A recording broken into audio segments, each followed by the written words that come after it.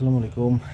গত কয়েকদিন যাবৎ দেখতে পাচ্ছি বিএনপির মির্জা ফখরুল ইসলাম আলমগীর সহ বেশ কিছু নেতাকর্মী ঘুরে ফিরে আবার সেই আগের প্যাটার্নেই নির্বাচনী প্রচারণা চালাচ্ছে যে আ যুদ্ধাপরাধী যারা বা যারা ৭১-এ বাংলাদেশের বিরুদ্ধে ছিল, স্বাধীনতা যুদ্ধের বিরুদ্ধে ছিল, তাদের হাতে দেশকে তুলে দেওয়া যাবে না বা তাদেরকে প্রতিহত করতে হবে। এইসব নানান কথাবার্তা বলতেছেন আরকি।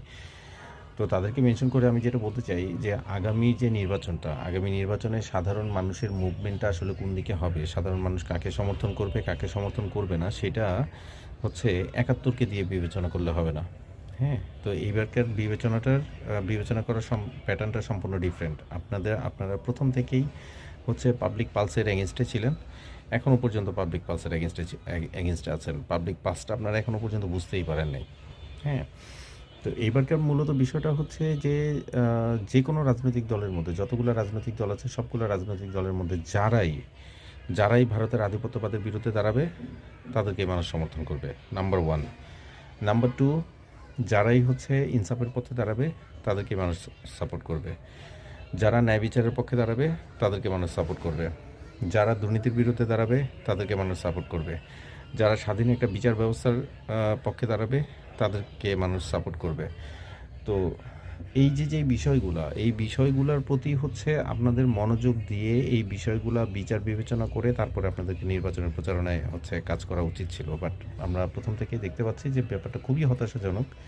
বিএনপি অবশ্যই বাংলাদেশের সবচাইতে বড় রাজনৈতিক দল, কিন্তু এত বড় রাজনৈতিক দলের মধ্যে এই সামান্য জিনিসটা বোঝার মতো কি কোনো মানুষ নাই?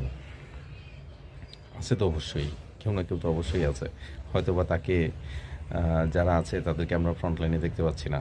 আর যাদেরকে ফ্রন্ট লাইনে দেখতে পাচ্ছি তারা এখনও পর্যন্ত ওই ৭১-এর দালালি করতেছে, ভারতের দালালি করতেছে এবং নানানভাবে তারা দলের ভাবমূর্তি নষ্ট করতেছে মূলত।